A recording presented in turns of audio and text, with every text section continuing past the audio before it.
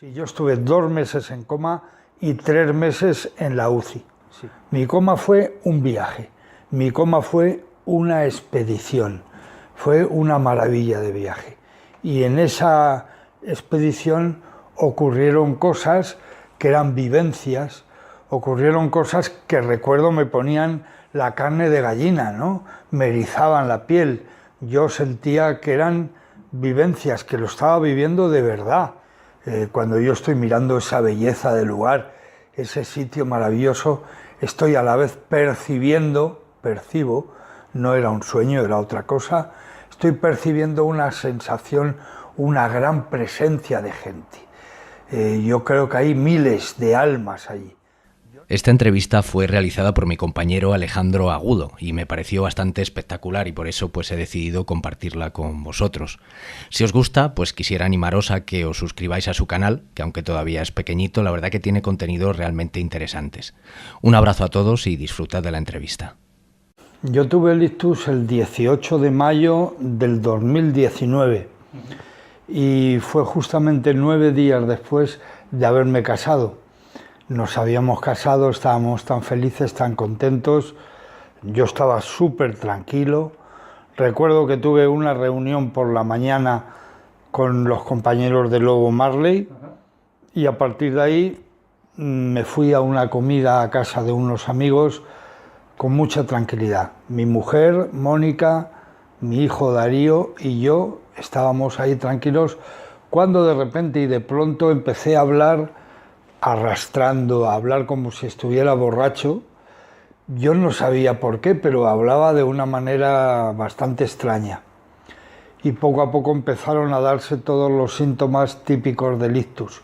Por ejemplo, esta mano que todavía está con pérdida de fuerza total, la parte izquierda de mi cuerpo, esta perdió fuerza, mi niño me había dado un regaliz, se me cayó al suelo, y a partir de ahí vino todo un proceso muy triste, más que desagradable, triste, porque yo era consciente de todo, veía que la muerte se había plantado delante de mi cara, allí delante de mi familia, de mis amigos, y que no me iba a dejar escapar. Se me vino a la mente Alfredo Pérez Rubalcaba, persona a la que yo ciertamente admiraba y persona que 10 días antes había fallecido por un ictus. Se me vino a la cabeza, recuerdo que a él no le perdonó. Y yo me preparé para morir, realmente. Notaba como la vida se me iba entre los dedos, como arena de playa, ¿no? Se me iba. Y realmente muy triste, muy triste. Perdí la conciencia, aunque me dice Mónica que yo llegué despierto y atendiendo y tal.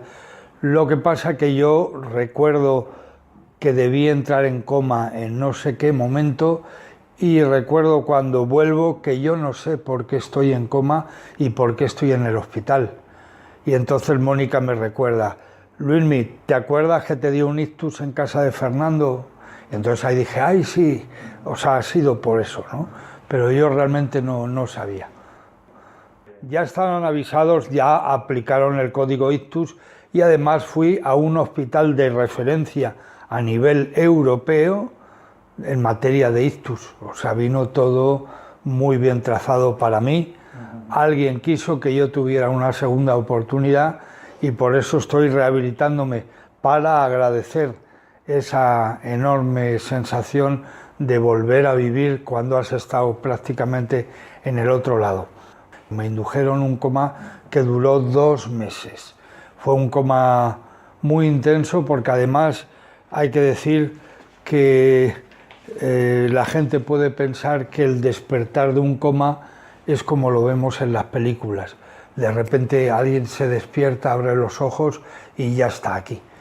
Pues no. Yo tardé 15 días solo en despertar, tardé 15 días, pero es que además los médicos dejaban claro que yo podía volver vegetal o podía quedar en un coma de vigilia, que es algo terrible, y es que la persona abre los ojos, pero no conecta con la realidad, no conecta con este momento, y se queda en vigilia, se queda en coma, pero con los ojos abiertos.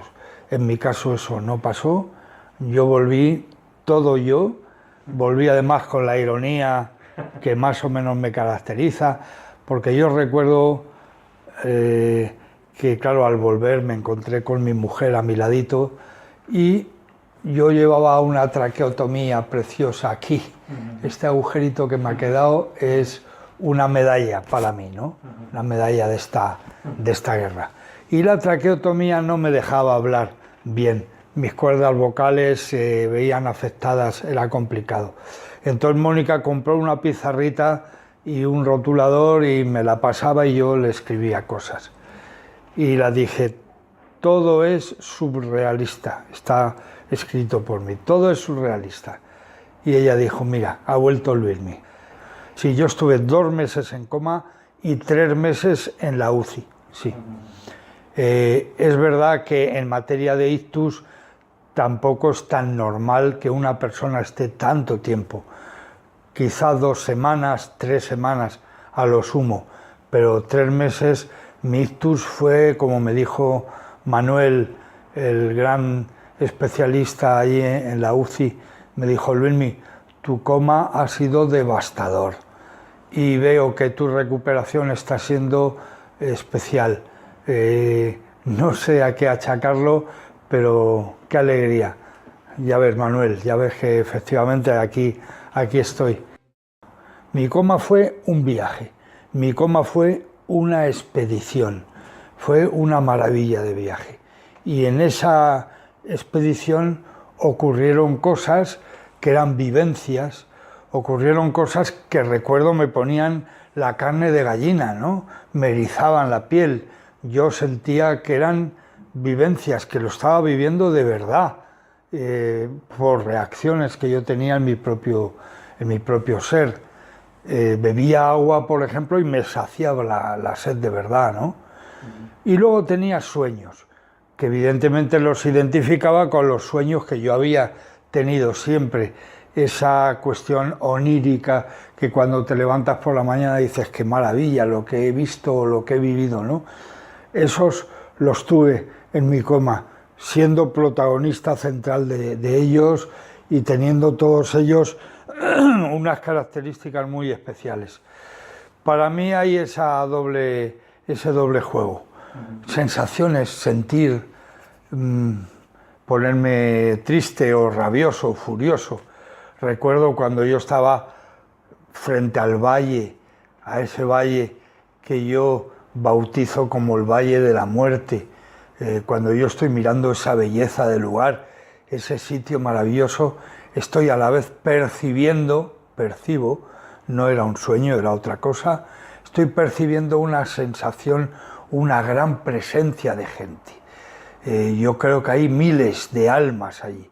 Yo no veo a nadie, pero tengo la sensación de que incluso voy a encontrarme con alguien de espaldas, le voy a saludar, se va a dar la vuelta y va a ser alguien reconocible por mí. Van a ser mis suegros que ya fallecieron, o va a ser mi abuela, o va a ser Félix Rodríguez de la Fuente, gente querida, ¿no? Estaba yo seguro de que eso iba a ser así. No pasó, no llegó a ocurrir eso, pero yo sí tenía la clara sensación de que yo ya estaba preparado para ese tipo de encuentros. Porque a medida que viví mi coma, fui experimentando y fui adquiriendo experiencia. Sí, fui adquiriendo experiencia. Al principio era como el Principito, al principio era como un niño en el cuerpo de un hombre que me asustaba por lo que veía, por las cosas, ¿no? Me asustaba. Pero luego ya empecé a adquirir una experiencia y empecé a tener una vivencia mucho más naturalizada de dónde estaba y de con quién estaba. Estaba con la muerte, evidentemente. Estaba a un paso de la dama. Dama seductora, dama preciosa, que sirva esta charla para que usted, que está ahora despidiendo a un familiar en un proceso comatoso, no tenga miedo, no se agobie, no se preocupe. No va a haber un viaje más bonito para esa persona querida. No va a haberlo. Es un viaje maravilloso. nadie va a atraparle, va a ser él el que va a decidir si sigue o no sigue a la muerte y por tanto si vuelve o no vuelve. Pero puedo asegurar que es una experiencia realmente prodigiosa, maravillosa. Yo no he tenido otra igual en mi vida. Yo me sentía lúcido a tope, diría que sin hablar inglés fluido, yo casi seguro que llegué a hablarlo ahí, porque yo me sentía muy lúcido, identificaba todo lo que vi y es más, puedo decir que con unas ciertas dotes novedosas para mí de superhéroe, ¿no? Esto es típico en las personas que hemos estado en el coma. Lo mismo atravesamos paredes, que buceamos, que escalamos, corremos de manera muy ágil. Esas sensaciones las tuve con claridad. Y lo que tuve con mucha claridad fue la lucidez que me hizo en cada momento saber dónde estaba y negarme a continuar porque no hubiera vuelto y hubiera muerto. Cuando veía un camino ahí abajo precioso y estaba tirando de mí, yo decía, quiero ir por ahí. Y cuando voy a arrancar en esas décimas de segundo que digo, voy a arrancar, ahí aparece una voz, Luis Miguel, no es tu momento, por favor date la vuelta, no vayas para allá, date la vuelta, no es tu momento. Y yo, la lucidez me lleva primero a interpretar aquello como una advertencia y segundo me cabreo con la voz, hago así y digo, pero ¿por qué, hombre? Si yo quiero seguir, yo me enfado incluso, ¿no? Yo quiero seguir para allá, pero si seguía seguramente no iba a volver. Yo tenía la sensación de que si llego a tirar por allí no me da tiempo, es como si un avión va a salir, no lo pillo y entonces ya mi viaje no es de ida y vuelta, ¿no? Esa voz la identifico al final como mía, meses después. Cuando he salido del coma, yo pensando en la cama del hospital, de repente yo la identifico como mi propia voz. Es muy típico del coma, en diferentes testimonios, que la voz aparezca. En ningún caso me han dicho, es tu propia voz. La gente me ha hablado de su madre, de su abuelo, de gente que había fallecido, que vienen a ayudarle, vienen a acompañarle en el viaje o a quitárselo de la cabeza, ¿no? Otros compañeros, José Luis, pobrecito, que estuvimos en coma los dos juntos en la misma habitación, mi cabeza casi dando con la suya, dormidos seguidos en la habitación. Y a él, su abuelo, que había fallecido, apareció y le dijo, José Luis, date la vuelta y vete, porque ni tú ni tu compañero de habitación vais a morir. A mí no me conocía esa persona de nada. Y José Luis siempre que me ve se emociona y yo me emociono y nos abrazamos porque él me dice, Luismi, yo lo sabía que mi abuelo me dijo que tú no te ibas a morir. Digo, coño, José, qué bueno, ¿no? La vida es muy bonita, es realmente espectacular. Todo esto que os estoy contando yo lo considero una bendición. Yo me siento bendecido, siento que he tenido una experiencia irrepetible y por eso me atrevo a decir que estoy agradecido a lo que me ha ocurrido. Yo estoy en la parcela del agradecimiento. Yo no estoy alimentando el odio. ¿Por qué? ¿Por qué a mí? ¿Por qué me ha dado a mí y no te ha dado a ti? Por ejemplo, fíjate qué mala leche tendría eso, ¿no? Yo no estoy ahí. Yo estoy en el agradecimiento. Agradezco la experiencia especial, tan completa, tan plena, tan extrasensorial que me ha dado el ictus. Por supuesto dejándome vivo. Yo no quería haberme ido, no. En una situación que yo he llegado a decir que me hice un yonki de dicha situación. Eran lienzos, eran sábanas como las que mi tía Kika cuando lavaba en el pueblo ahí en Toledo, cuando yo iba en verano al pueblo de mi madre, luego tendía esas sábanas en los juncales y esas sábanas capturaban el sol y se ponían más blancas todavía de lo que eran.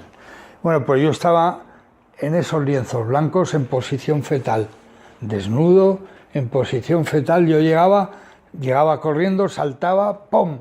Y sin pedir permiso a nadie, yo me tumbaba en posición fetal y automáticamente, cuando estaba tan a gustito también, venía y me cubría una especie de manta, una manta muy poderosa, una manta de amor, una manta de cariño, no lo puedo explicar de otra forma, una manta mullida, pero a la vez muy fuerte, como si fuera de acero, que me protegía, ¿no? Me tapaba. Y yo digo que es de amor y de cariño porque no sé identificarla de otra manera, pero claro, un cariño celestial, no un cariño terrenal. La manta de amor que yo digo y la paz del ambiente, sin duda han sido dos de los elementos que yo creo que han tirado de mí, o sobre todo que no me han dejado marchar. O sea, yo seguramente no he muerto por la cantidad de gente que estaba pendiente de mí. Es que además he tenido la oportunidad de verlo y de sentirlo a mi vuelta, ¿no? Como había cientos de personas en todo el planeta, en diferentes continentes, además, amigos, gente de todo tipo y condición, que no me dejaron marchar. Me sostuvieron, me sujetaron. Por supuesto, el amor de Mónica también, está claro. Ese amor seguramente era esa manta que yo digo. Quieto, Luismi, no te muevas de aquí, tranquilo, relájate. Quiero recordar que la sustancia que me dieron, el famoso Propol, el opio, estaba presente, claro, pero yo sé identificar lo que es estar bajo la influencia del opio, de lo que es tener una sensación especial fruto de una vivencia como esta que yo he tenido. O sea, quiero decir que no es la cosa de vaya colocón que llevabas y tal, no. Hemos viajado mucho, yo he viajado muchísimo, he hecho mi vida entera en reuniones, dormir, cenar, comer con etnias de todo el planeta. Etnias que evidentemente utilizan las drogas como los Homo sapiens han hecho desde los albores de la civilización para adquirir dimensiones especiales. Y yo eso lo tenía muy claro. El opio, vale, estaba ahí, me han dado opio, vale, pero lógicamente todo esto que os estoy contando ha tenido vida propia, ha venido per se. Y sí es verdad que han actuado de maravilla los anestesistas.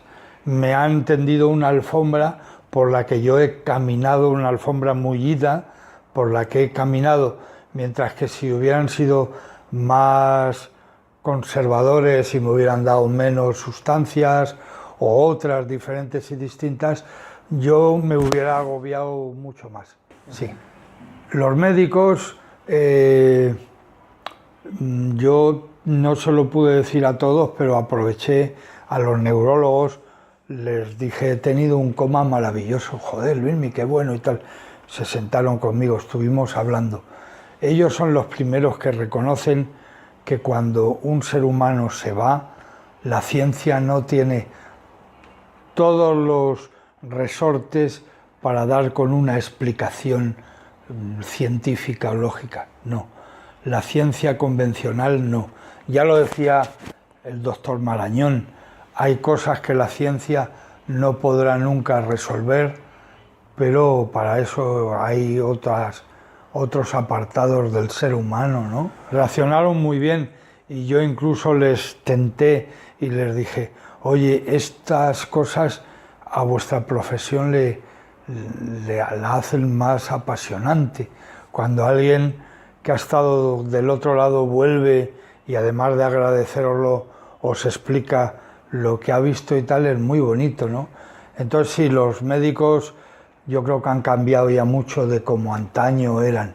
Yo creo que hoy hay un montón de profesionales que quizá lo que tienen es que quitarse complejos para hablar con naturalidad de todas estas cosas. Cómo una persona que trabaja en una UBI o en una UCI y que dirige a todo un equipo, cómo va a menospreciar este tipo de testimonios. No, estos testimonios son muy, muy importantes. ¿Sabes por qué? Porque son humanos, porque humanizan la historia. Yo lo que tenía claro es que esta experiencia no podía guardármela, esta experiencia no se podía perder. Yo tenía que transmitir este mensaje. Nadie vino y me lo dijo, pero yo sentí que yo tenía ese deber. Y entonces me puse a rememorar con grandes amigos allí en la habitación sentados con mucha emoción. Algunos lloraron de emoción, se les saltaron las lágrimas cuando yo se lo contaba, muy emocionados. La gente vive y vivimos capados, vivimos sin poner a prueba todo nuestro potencial. Siempre hay un porqué para ir frenando, para ir con la marcha metida. Entonces, tengo la sensación de que cualquier historia que tenga que ver con una liberación a nivel puro y auténtico, emociona. Y soy un agnóstico practicante militante. Y por tanto, hostia, si Luis me dice esto, ¿qué habrá pasado, ¿no? Entonces la gente muy atenta a mí, ¿no? Yo soy practicante, agnóstico practicante, porque no soy ateo, no soy alguien que niega la mayor y ahí se queda, no. Yo estoy en la búsqueda continua, en la búsqueda permanente, ¿no? Yo me percibo más espiritual. Yo siempre he sido muy espiritual. Parece que no, pero la defensa de la naturaleza, la defensa de los animales, como la que yo he llevado a cabo toda mi vida, con tantas amenazas de muerte como tenemos, los cazadores ahora con el lobo, con el tema del lobo la que tengo encima. Claro, las personas que tenemos una vocación tan clara por amor al arte, tenemos un sentido espiritual de la vida, claro, no cabe duda, claro que lo tenemos. Y además te digo más, el tema espiritual no es solo un tema humano.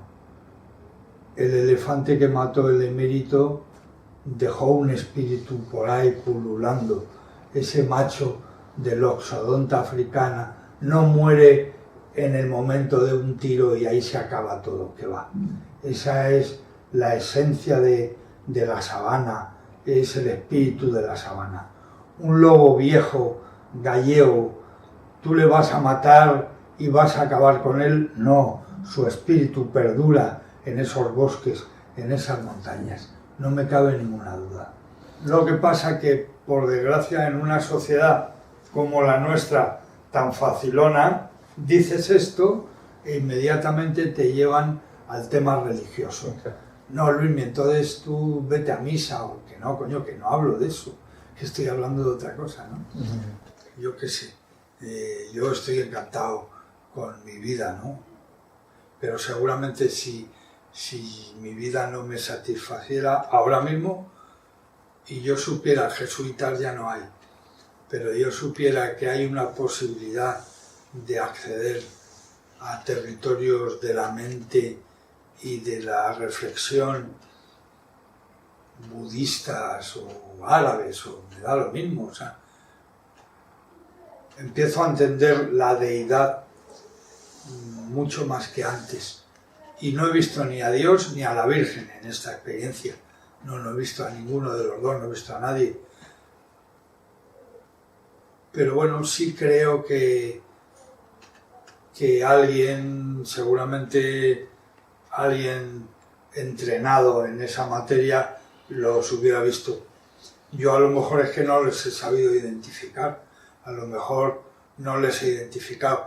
Ese atardecer en el valle, un atardecer rojo, de fulgor, parecía fuego, el sol se estaba poniendo por aquí, iluminaba todo el valle, lo mismo era Dios, ¿me entiendes? Yo qué sé, lo mismo era la deidad, era Él, yo qué sé. Soy un ser humano esencial, que te habla en esencia de una experiencia muy bonita en un momento muy triste y muy feo de mi existencia. Lo único que quiero es que hagas tuyas mis palabras y vivas sin miedo a la muerte. Respeto, sí. Miedo, no. El miedo no es buen compañero. El miedo lo que hace es paralizar. Respeto a los eventos increíbles, pero miedo no.